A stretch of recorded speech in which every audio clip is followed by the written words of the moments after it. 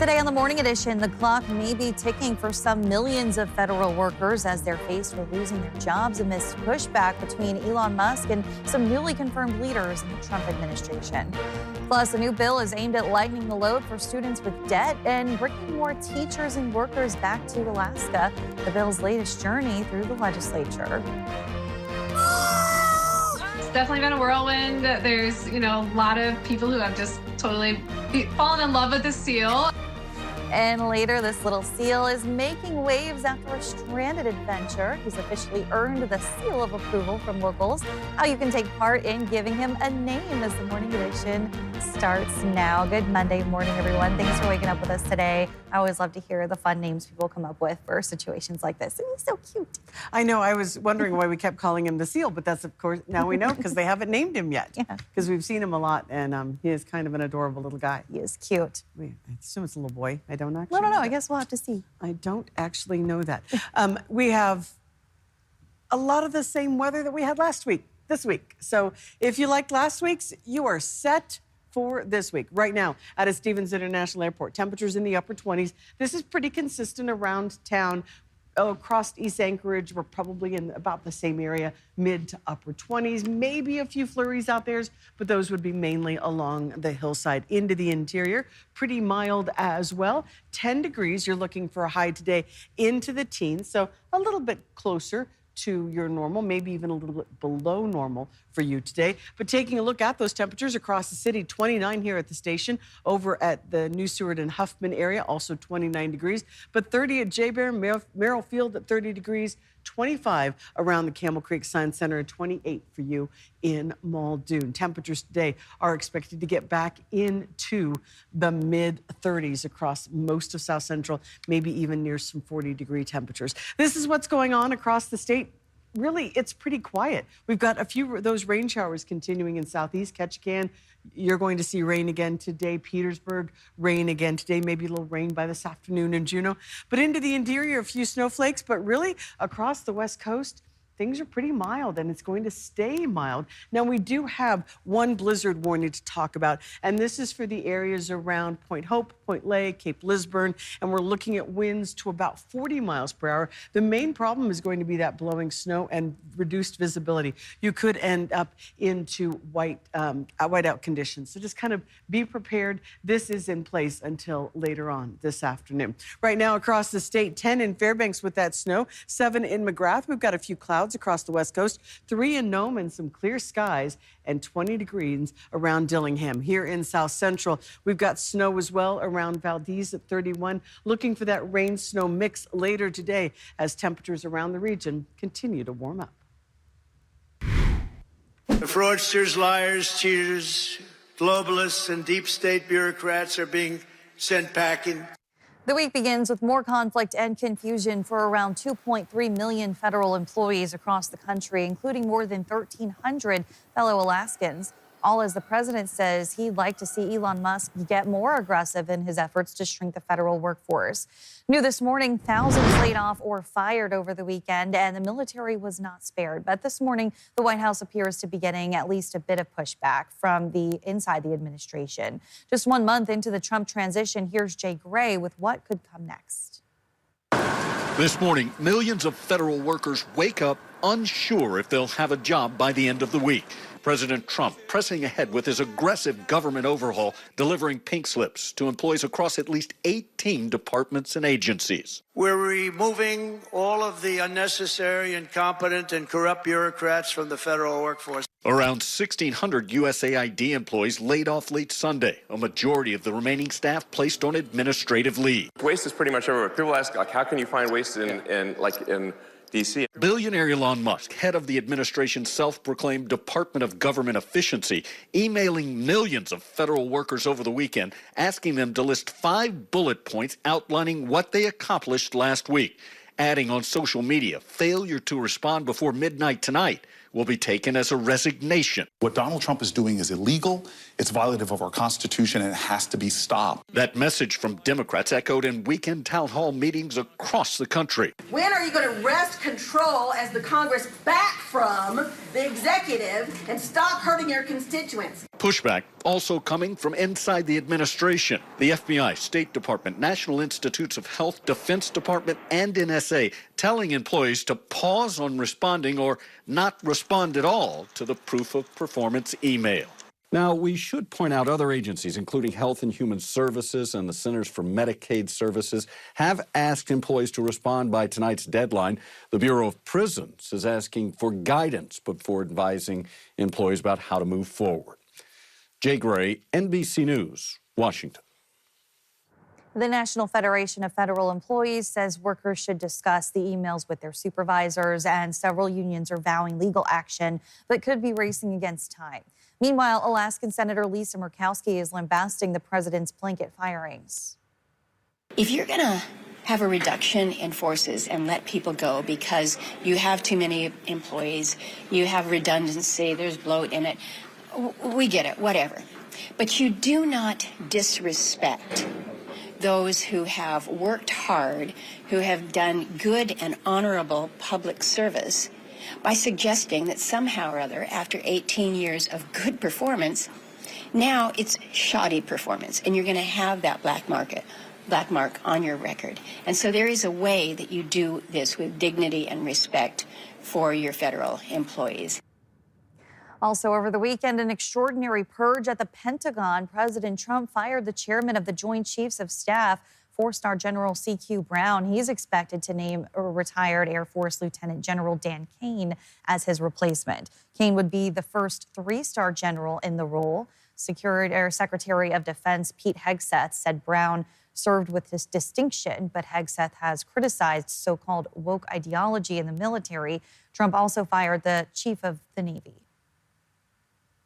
You got to fire the chairman of Joint Chiefs. Any general that was involved, general, admiral, whatever, that was involved in any of the DEI woke, it's got to go.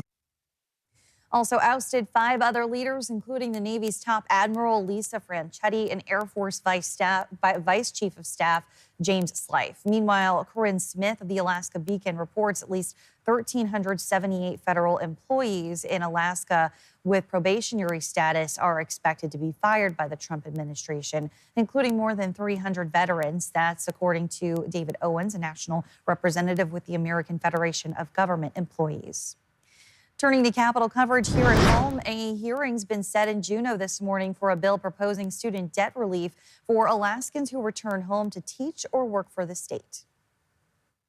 House Bill 28 is about helping to solve our out-migration problem, encouraging skilled workers, former Alaskans, to come back home. That's what I've nicknamed House Bill 28, is come back home. The bill's sponsor, Juneau Democrat Andy Story, says her hope is to put a law in place setting up a pilot student loan repayment program. It would offer those returning to Alaska as teachers and state workers $8,000 a year for up to 3 years. Story, who's the House Education co-chair, says state money from the Higher Education Investment Fund would pay for this. So far, leaders from the University of Alaska support the idea, but caution it would need permanent funding to be successful.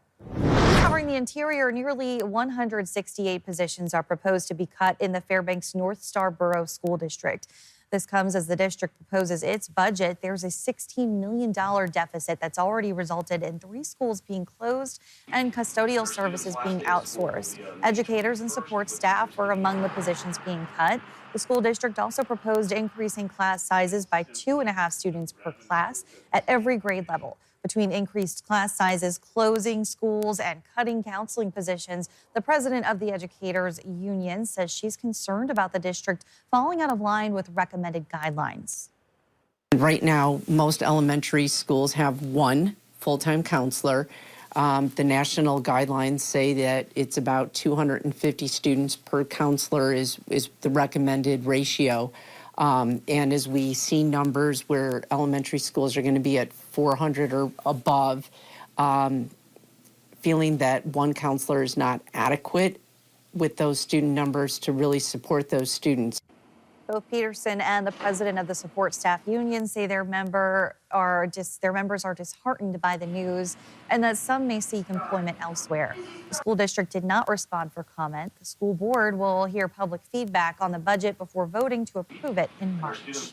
Following a recent fire at a homeless encampment in Davis Park, several citizens have raised concerns about similar risks at Centennial Park on the northeast side of Anchorage. When returning home on Sunday, Northeast Community Council member Stuart Grenier said he encountered large pieces of furniture and belongings that had been dumped at the park and saw what seemed like people setting up camp there. Grenier said he was concerned because an encampment could pose risks, including fires, and emphasized the fact that Centennial Park is closed from 11 p.m. to 6 a.m. Anchorage Assembly member Karen Bronga says there are several potential solutions being discussed at the municipal level, such as hiring municipal park rangers. I know Mike Braniff with Parks and Rec has talked a little bit about the need for like a park ranger type position for Anchorage parks, because everything can't be a police response. Another option Bronga mentioned was starting an adopt a park system to get more people involved in their communities. Still ahead, salmon season takes a hit. Emergency closures hit as late run numbers drop. What it means for king salmon fishing. Hear from Fish and Game for details. Plus, it's a race to the finish with an Alaskan twist as teams sped through downtown in their very own custom-made for Rondi outhouses. And here's a look at your daylight numbers for a number of locations here in Anchorage. Our sunrise this morning, 8:13, sunset, 6:12. We're getting almost 10 hours of daylight today. We're seeing almost 9 hours and 37 minutes in the Fairbanks area. And Juneau, you're above that 10-hour mark with 10 hours and 12 minutes. I will have a statewide forecast when we come back.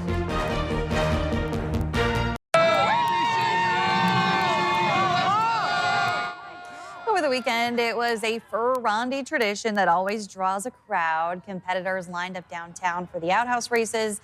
Teams from all sorts of backgrounds built their own racing toilets and showed off their building skills and athletic talents. In a bracket-style competition, teams went head-to-head, running down for a loop around pylons at the end of the track and hoping to get their commode on skis back across the line first to progress to the next level. It's always fun seeing the different ways that people decorate the outhouses. They get so creative. They are very creative. And, it's like, there's certain things that you have to have in your outhouse. It can't just be, on something on a sled. Yeah. It's got to be real. And people are so clever. Good for them. How fun. Always fun. Yeah, we were just talking how much Rondi is just kind of, it's classic and it's tradition. It's just kind of fun to see people who've never experienced go down there and check it out. Yeah, it's so unique. Yes, it very is. Let's take a look at what's going on. Speaking of unique, our weather is not. It is very consistent right now, and it has been very consistent, and it's going to stay that way, at least for a couple more days. But then I do see a change on the horizon. By about Thursday, we start to see some stronger systems moving in that could actually bring a little bit of precipitation into the Anchorage area. We've got to watch the path, though. It could be sliding a little to the east. But here's what we're looking at for today. We've got this kind of weak system hanging out in the Gulf. This has been very similar to what we've been seeing. It is going to continue to bring some rain. You've actually got a little bit of a secondary system very far down to the south of the Panhandle. That's going to push a little bit of rain into the southern portions of the Panhandle. Partly cloudy to partly sunny skies into the mid areas and interior parts of the state. So you guys will actually get to see a bit of sunshine, still some cold temperatures in the northern areas. But really, again, not a lot happening. But then by Wednesday, this is not the system I'm going to be watching, but this is going to bring more rain to the same areas. And that means it's going to hit the Panhandle. It's going to hit the North Gulf Coast. I don't think this one has any strength or the path to make it over the mountains into the Anchorage area. But I do think by Wednesday, you are going to see another round of rain and snow coming in to the North Gulf Coast all the way down through the Panhandle. But you can see, again, just clear skies kind of sticking around through the northern portion of the state. And then later this week, we see some more systems head in. We'll start talking about those on Tuesday. Here's what we've got right now. Overnight, temperatures in Fairbanks got down to 9, -4 for you in McGrath. That was your low. -7 in Galena, 13 below in Dead Horse, 13 above for for the low tonight or this morning in King Salmon. Across southeast Alaska today, Sitka, Juneau, looking for a few rain showers by this afternoon, but overall mostly cloudy skies. Petersburg, Ketchikan also looking out the rain for today. Temperatures into the mid to low 40s. Teens across much of the interior, 19 for you in Delta Junction, 6 a little bit cooler around Fort Yukon and some pretty light winds, but teens as well in the Healy area with mostly cloudy skies. Northern Alaska, some mostly sunny skies. You're going to get to see a bit of sunshine, still holding on to those cold temperatures. Actually, they're pretty normal for this time of year for your area. And then again, we're going to see some pretty good hints of sunshine across much of western Alaska. A few extra clouds around St. Lawrence Island with a high of 8 degrees. Overall, pretty mild and quiet out toward the Aleutian Islands, Alaskan Peninsula, Pribilof Islands. Could see some snow this morning in the Cold Bay area. On the Kenai Peninsula, mostly cloudy skies, getting near 40 degrees, though, around Homer and the Seward area. Prince William Sound, we are expecting to see a rain-snow mix for Valdez, Whittier, Cordova, and into the valley also. Mostly cloudy skies, mid to upper 30s for your daytime highs. Here in the Anchorage area, we're looking at mostly cloudy skies, and temperatures stay consistent all the way through the week, with a slight chance that we're going to see a mixture of rain and snow by our Saturday. And then into the interior, your temperatures are going to stay on the mild side as well, into the teens to about 28 degrees for Saturday. So it's actually going to warm up as we head into next weekend. All right, thanks, Tracy. Fish and Game has released multiple emergency orders closing sports fishing for king salmon. This comes as the preseason forecast shows this year's run would be one of the lowest in 38 years. In the Kenai River, the 2025 forecast for the late run of fish is 27% less than the recent 5-year average. According to Alaska Fish and Game coordinator for the sport for the Cook Inlet, Matt Miller, the closures come early this year because the projected numbers have been declining for several years now. And in fact, our success in achieving those has been declining. We've been getting fewer and fewer and fewer, even though there hasn't been much or any harvest on those kings. The department says king salmon have been coming back from the ocean sooner in smaller numbers and in smaller sizes despite the closures. For a full list of the emergency orders and the watersheds facing closures, visit our website. Early snowmelt is a key factor in big wildfire seasons in Alaska. That's according to new research from the University of Alaska Fairbanks. The study published in Earth Interactions last month points to higher odds of seeing bigger wildfire seasons when snow melts off earlier. The authors of the study did note that the core factors for wildfire season occurred during the summer months. As the snow melts earlier, it could lead to more acreage burned during wildfire season. South Central Alaska, I think, roughly 75 to 80% of the area burns has happened in years where we had earlier snowmelt. Researchers say this is just one indicator of many that play into our wildfire season, but 3 of Alaska's largest wildfire seasons occurred during years with earlier snowmelt dates. The University of Alaska Anchorage's engineering department capped off Engineers Week by spending Saturday conducting experiments. With the help of parents, local engineers, and faculty at UAA, kids from around Anchorage were taught engineering skills through a variety of contests that included bridge building, an egg drop test, and floatable motables, where students worked to make model boats that could carry as many marbles as possible. We caught up with some of the students who attended the event and got to hear firsthand what they learned. I want to try making a robot. At our school, there is a science fair, so we're still thinking of what kind of project we're going to do. Engineering Week also included educational opportunities where engineers visited classrooms to help students learn more about their work. Thanks for listening to our podcast. Click subscribe so you can get the latest podcasts from Alaska's news source automatically and stay up to date with breaking news and in-depth reporting available for free 24/7 with the Alaska's news source app.